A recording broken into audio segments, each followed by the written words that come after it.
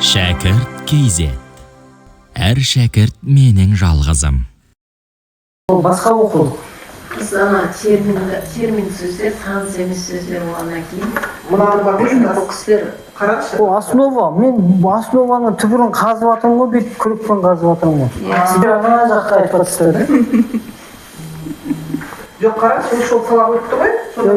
Бұл енді ажрумия деген бөлек оқулық, басқа оқулық. Жоқ, ол кісі осыдан да алады ғой. Осы айтады, фиғыл деген бізде дәл осылай айтылады.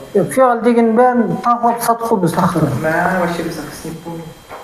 Фиғал деген глагол, глаголдың шақ, анау біздегі әмір дегеннің бәрін біз айтып тастадық қой оның бәрін. 9-шы беттің ең соңғы астындағы таба алдыңыздар ма? Иә. 9-шы беттің ең астындағы тәмрин деген жер. Біз енді жаттығып орындауымыз керек қой осыған байланысты. Иә. Дұрыс па? Иә. Енді тәмрин дегеніміз не зат ол өзі? Осы тәмрин деген сөздің өзі қандай сөз ол? Тәмрин деген сөз. Иә, солай жаттайық.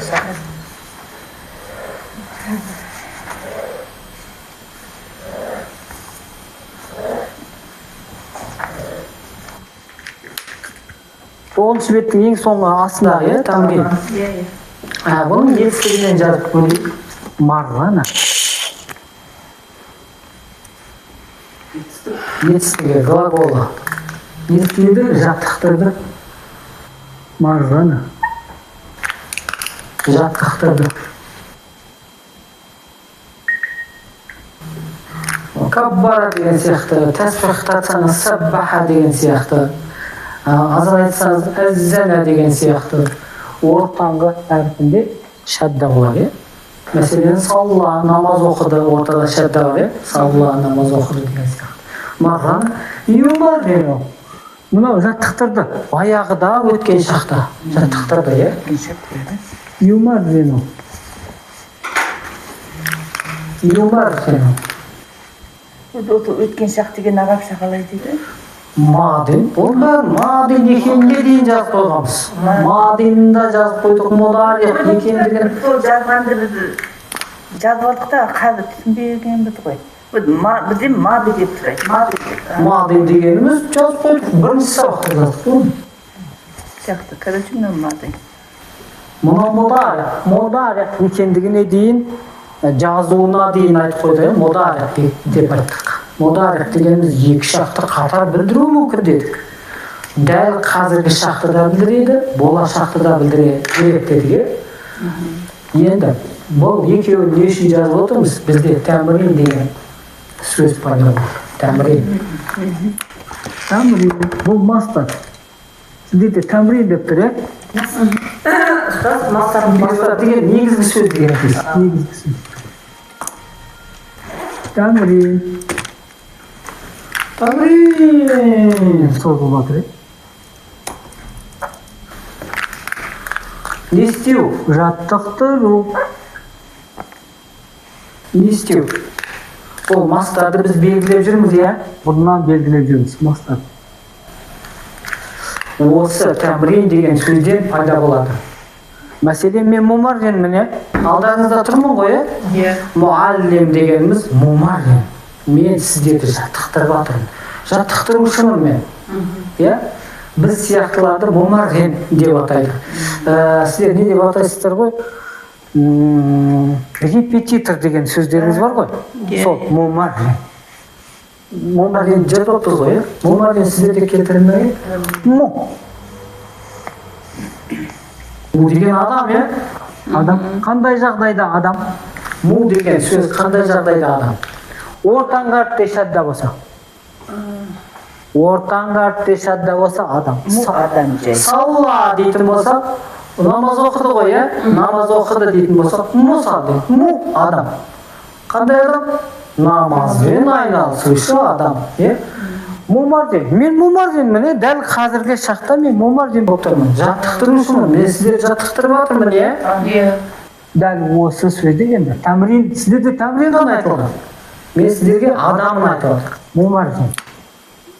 Мумаррин.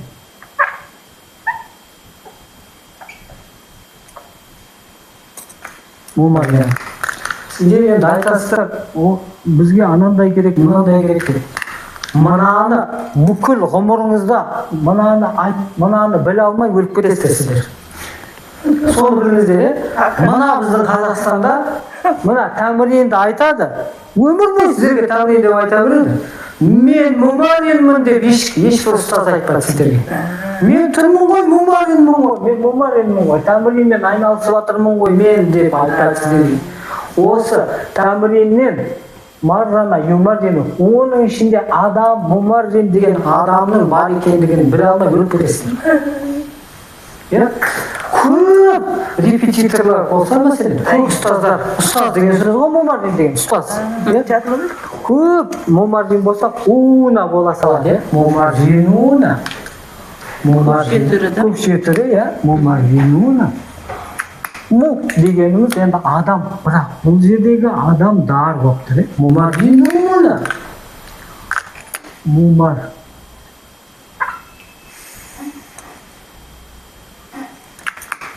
Шадданы ұмытпаңыз. Мумаржануна. Нуна. Мумаржануна. Көп репетиторлар бар. Мумаржандар.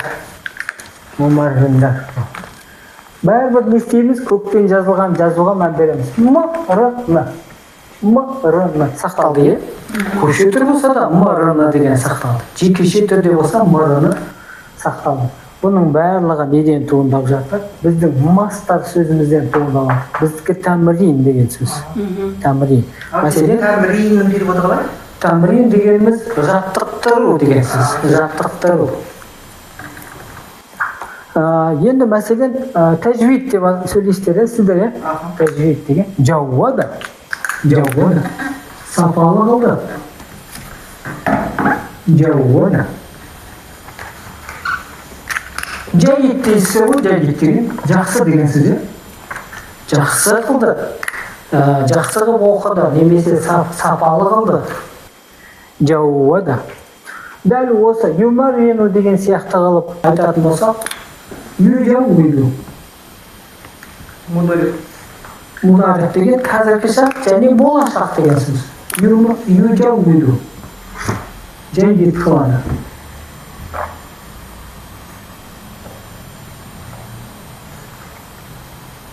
Южауиду. Шаддағанан бердіге. Южауиду. Қазір жайит қылады, сапалы қылады қазір. Жайит деген сапа деген мағынаны береді. Бұл жауда деген сөзден алынып жатыр. Тәжвид. Тәмірин дедік қой, бізде жаттықтыру. Ал енді сіздер тәжвид деп атап жүрсіздер. Сапамен оқу. Тәжвид.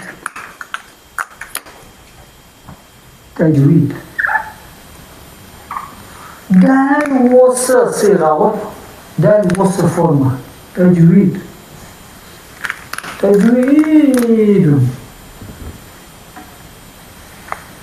Біз ана Құранды тәжвидпен оқу деп айтамыз ғой, осы сөз мастар екен ғой.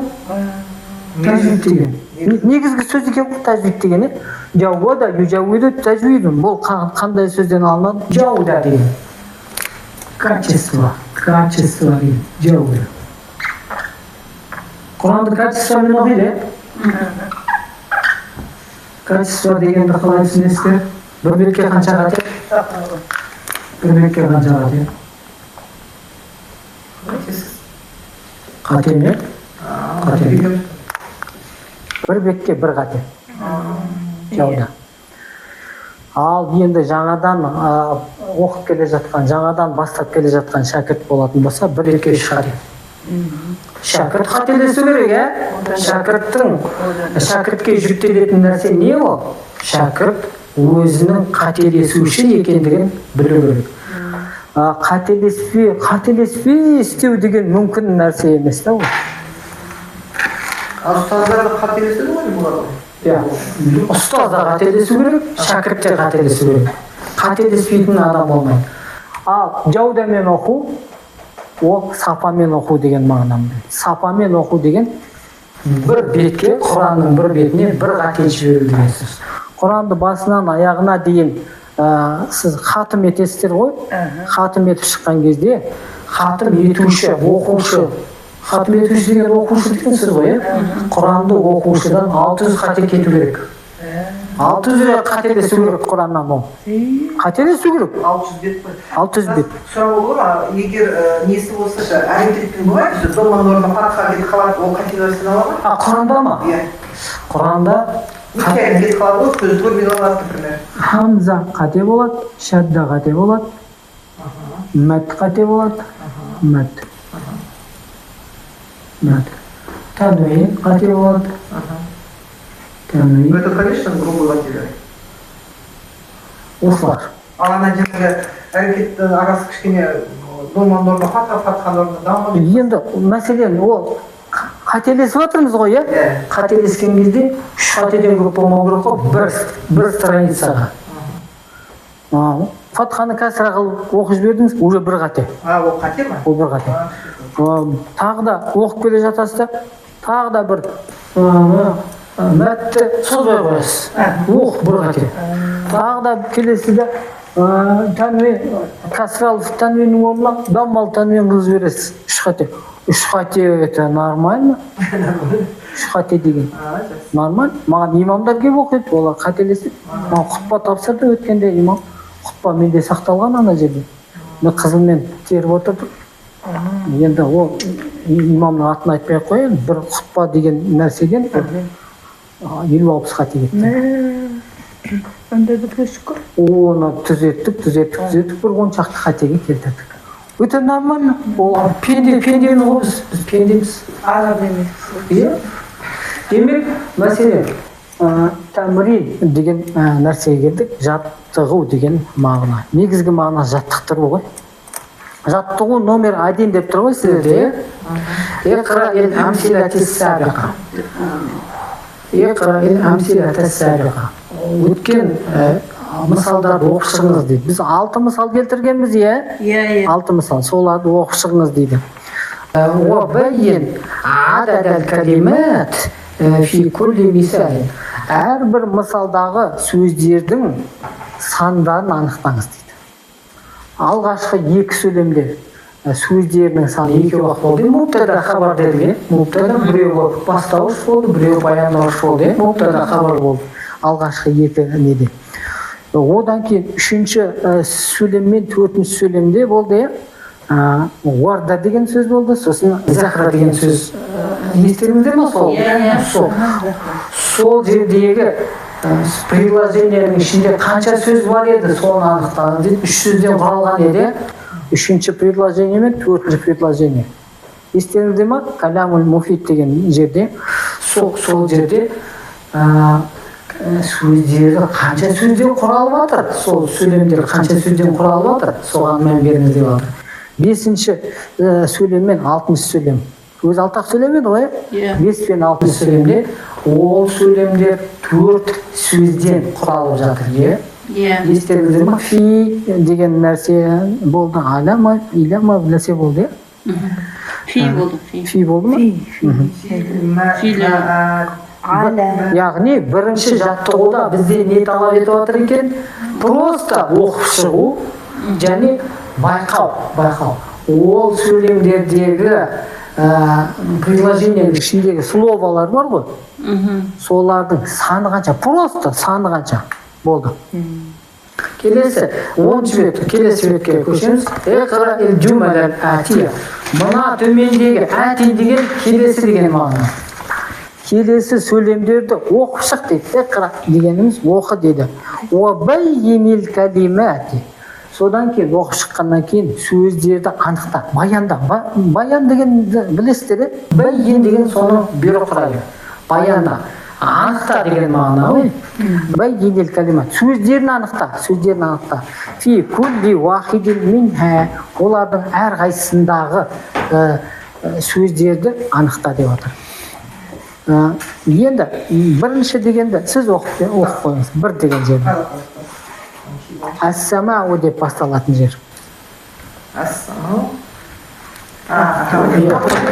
Екінші тамрин. Әс-самау. мумтиротун. Мумты. Ана касра өшіп кеткен ғой. Қазір тұр ма? Касра тұр. Тының астында. Қазір. Ас-самау мумтиротун. Сәмә дегеніміз Құранда көп келеді. Арди ва сәмә деп көп келеді. Жер және аспан деп. Сәмә. Ас-сәмә. Сәмә. Біздің бірінші әрпіміз С. Ас-сәмә. Biz мәтке ма береміз мына жерде, шаддағаны береміз. Ас-сәмә. Суму деген сөзден алынады. Мәселен, Тоқаевқа барып айтамыз, Қасым-Жомарт Тоқаевқа барып айтамыз. Суму деп айтамыз. Фадила деп айтсақ болмайды. Фадила дегенде бір мына Қарасай ауданының әкіміне айта аламыз. Фадилат бір нәрсе деп. Я құрметті деп сөйлейді. Фадиладан бастайды оны арабтар. Я фадилат бір нәрсе деп. Фадила десек Тоқаев ренжіп қалады. Фадила деген андай чиновниктерге айтылады. Құрмет сөзі чиновниктерге. Ал Тоқаевқа суму деген нәрсе бар. Қолдан. Суму, СМУ. Мына мәт бар ғой өзінің родной мәті. Суму дегеніміз ол возвышенный деген мағына білдіреді. Патшаға қатысты, кез келген патшаға, тек қана Тоқаевқа қатысты емес, кез келген патшаға қатысты суму айтылады. Суму раис деп тұрып айтамыз. Жоғары мәртебелі президент деп тұрып айтамыз. Мәселен, мен қазір патша болсам, осындай сөздерді мен ұнатып қалам. Кез келген патша осындай қолпаштауды ұнатады. Суму. Не үшін оны Тоқаевқа айтып кеттік? Біз сәмә деген сөзді жаттап алу үшін. Сәмә деген аспан, аспан. Сәмә. С-м-м, сосын хамза. Аспан деген сөзді төрт әріппен жаттаймыз. Ас-сәмә. Ас-сама, это получается? Небо. Ас-сәмәу мумтиратун. Матар деген нәрсе бар. Матар дегеніміз жауын. Мумтиратун. Біздің әріпіміз мына екінші мыдан басталады. Біздің родной өзіміздің әріпіміз бірінші мы бөтен, ол біздің әріпіміз емес ол. Біздікі екінші мыдан басталады. Мумтиратун.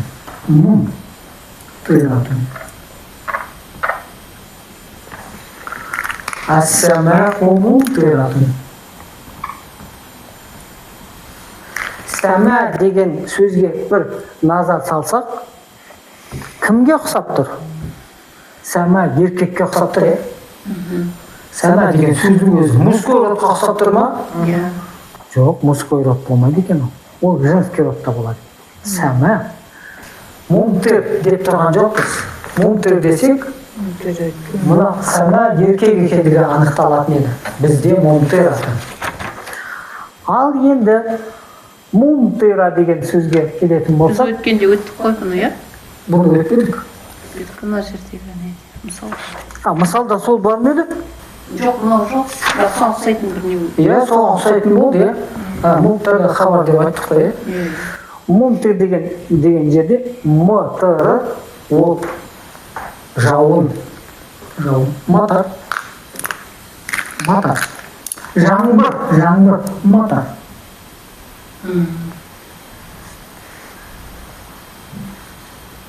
Матар. М-да өзінікі, т-да өзінікі, р-да өзінікі. Үш әріптік сөз. Матар. Мін үші. Алдындағы мы бөтен, тамарбута бөтен, біздің екі жақтағы қызыл, біздің әріптеріміз емес, бөтен әріптер ол. Біздікі матар. Жау. Өлең бар ғой, жаңбыр, жау деген бір өлең бар ғой. Сол, жаңбыр. Матар деп оқимыз,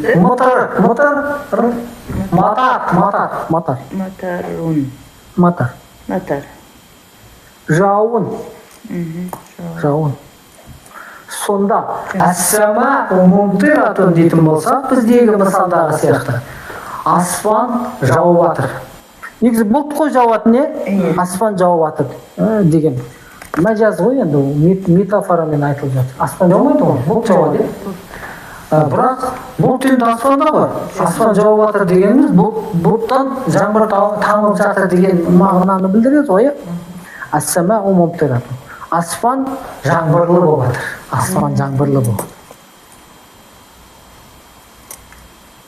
Бірде оқыдық, екіні сіз оқыңыз.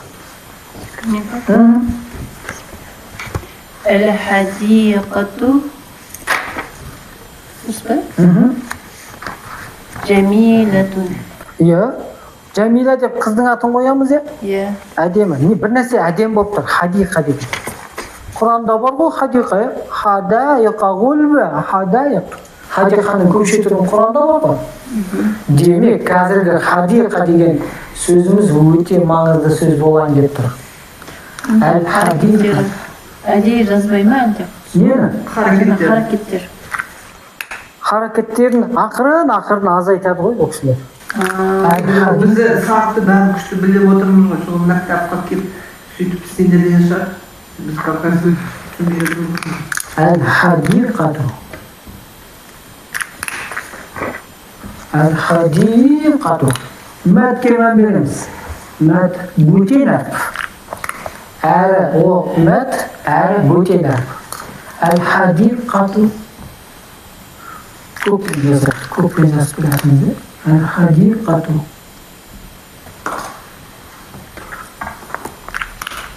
Хадақа деген тігу деген. Қалай сөйлестер? Отырған zaman тіген ма не істейді? Ағаштың талды. Отырғызылған деген сөз. Тігілген. Тігу деп сөйлейді ғой. Қадайды. Қадайды. Нені? Көшетті қадайды ғой, Иә. Хадиқа деген қадалған, тігілген деген мағынаны білдіреді. Хадиқа деген бустан деген сөз. Яғни талдары көп, бақша ма не? Бақша дейсіздер ме? Бақша деген ол огород ма? Бақ. Хадиқа дегеніміз бақ. Бақта неде тігіл? Бақ әдемі? Иә, бақ әдемі. Бақ дегеніміз тігілген, Иә, тігілген әдемі. Иә. Тігілген әдемі болты ғой сонда. Талдар деген сөз ғой, хадиқа деген. Ана тігілген деген. Бірақ мұны жекеше түрде тұр. Иә, бақ әдемі. Бір бақ, көп бақ емес, бір бақ. Bir бақта бір мың ағаш бар ғой енді. Мың ағаштың бәрін қосқан кезде бір хадиқа, бір бағы, бір бақ. Баққа мән берейікші. Женский родта ма, мужской родта ма? Женский родта ғой, демек, осы бақты сипаттайтын бір сөзді айтайын деп атымыз. Бақ бір нәрсе. Иә. Сол бір нәрсе деген біздің сын есім дейсіздер ғой, Иә. сын есім әйел тегінде болу. Өйткені мына сын есім бақты сипатталады. Мынау маусуф деп аталады олардың грамматикасында. Мынау сифа деп аталады. Сипат. Мына сипат мынаны сипаттап жатыр, сондықтан бұл да әйел тегінде болады. Жәмилун болмайды, жәмилатун. Жәмилатун. Көп жазады, жәмилатун. сын есімді существительно, да? Сын есім деген какая, қайсы, какая. Прилагательный. Жәмилатун. Хотя орыс тілінде сат тоже женский. Сат. Да? Мужской ғой, сат болады ғой, бақша, орысша. Ол женский род болады. Сат женский родта ма? Күшті. Білмеппіз, Хадиқа, жәмилатун. Мен ана орысшада женский род деген я деп аяқталатынды ғана женский род деп ойлап жүрмін ғой. Жәмилатун. Қызылмен белгілеп. Бақ әдемі. Жазып болсақ, келесі сіз оқи қойыңыз.